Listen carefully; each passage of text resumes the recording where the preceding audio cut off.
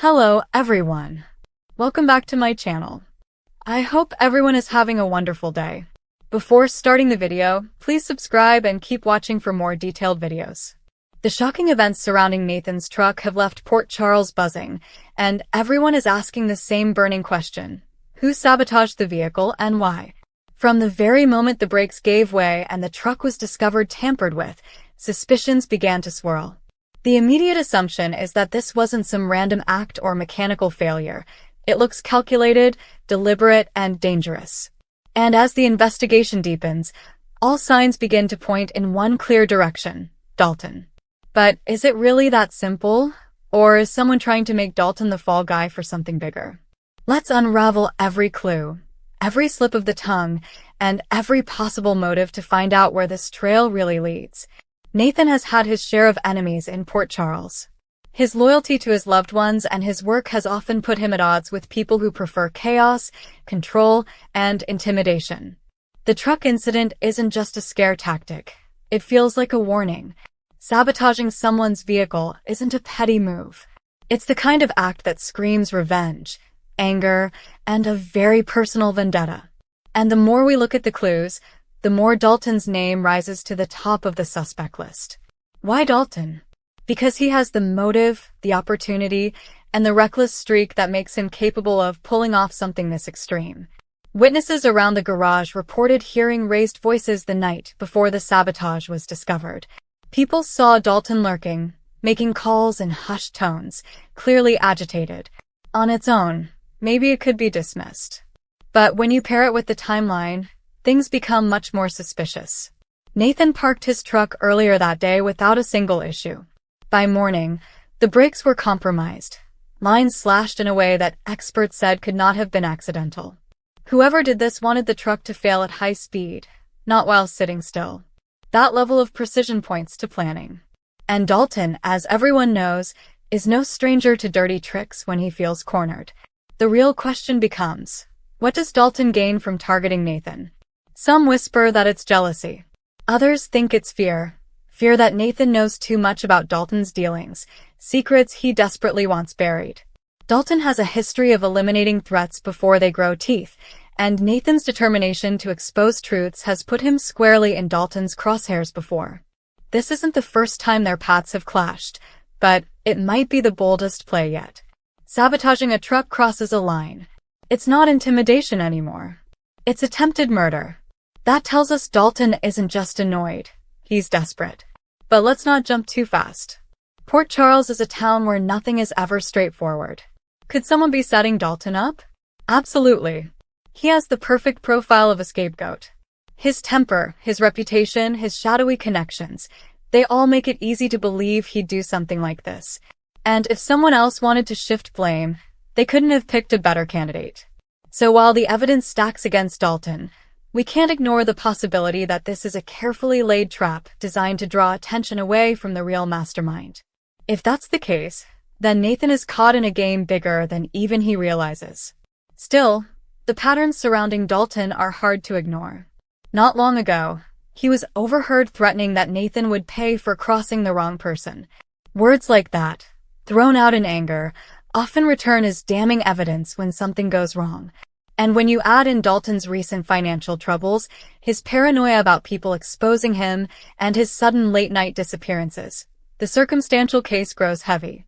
It feels like he had both the reason and the nerve to go through with it. But even with that, we need to look closer. Did Dalton actually get his hands dirty, or did he have someone else do the job for him? That's where the mystery deepens. There are whispers that Dalton hired a mechanic who owed him favors. If true, that would explain the professional way the truck was tampered with. We're not talking about a clumsy cut here. The sabotage was clean, efficient, timed for maximum impact. That's not something just anyone could pull off. It would take someone with knowledge, skill, and access to the right tools. Dalton may not be that person directly, but he has no shortage of allies willing to do his bidding.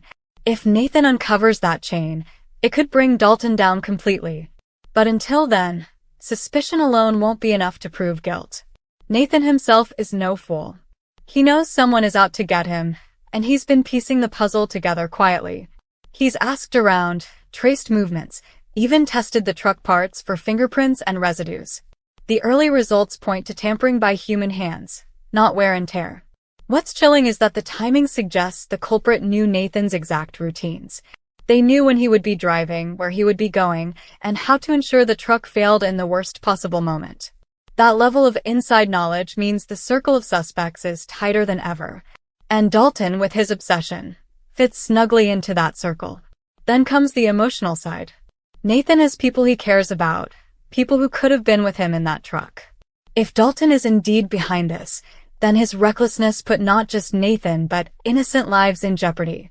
That makes the crime even more unforgivable.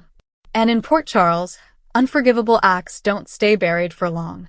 They resurface, drag people down, and ignite wars between families, friends, and rivals. If Dalton thought he could scare Nathan into silence, he may have just done the opposite.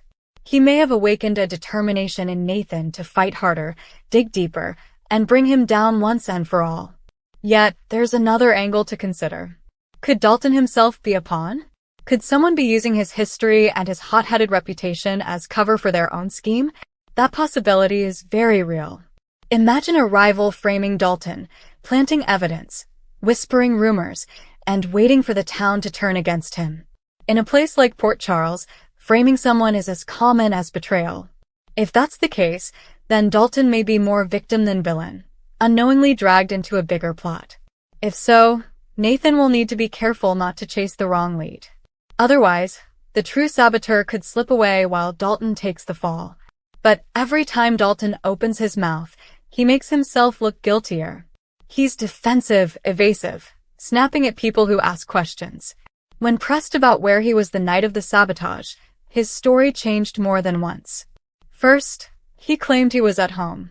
Then he said he went for a drive. Later, he insisted he met someone at a bar. Too many stories, too many cracks. That inconsistency doesn't clear him. It paints him as hiding something. Whether he sabotaged the truck himself or not, he knows more than he's admitting. And that's why eyes keep coming back to Nathan have started piecing things together too. Conversations in hushed corners, quiet warnings, worried glances. They all suggest a storm is brewing. If Nathan pushes too hard, he risks Dalton retaliating again, maybe even more violently. But if he doesn't push, the truth may never come out, and the threat will linger. That tension is what makes this sabotage mystery so explosive. It's not just about damaged brakes. It's about the length someone is willing to go to eliminate Nathan, and whether Dalton is bold enough or desperate enough to have taken it this far. And then there's the psychological layer. Dalton thrives on control. He hates being challenged, hates losing ground. Nathan represents everything he fears: exposure, accountability, weakness in front of others. Sabotaging the truck could have been his way of regaining power, of reminding Nathan who's in charge. But that move may backfire spectacularly. Instead of silencing Nathan, it may have turned everyone's eyes directly onto Dalton. In his attempt to scare one man, he may have lit the fuse on his own downfall. As the mystery unfolds, one thing is clear: this isn't over. The sabotage may be just the beginning. Whether Dalton acted alone, hired someone, or was framed by a rival, the truth will surface. And when it does, the fallout will be massive. Port Charles thrives on secrets, but secrets never stay hidden forever.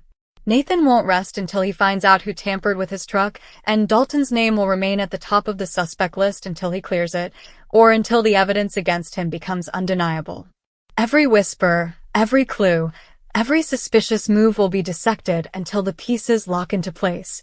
So is Dalton guilty? The signs say yes.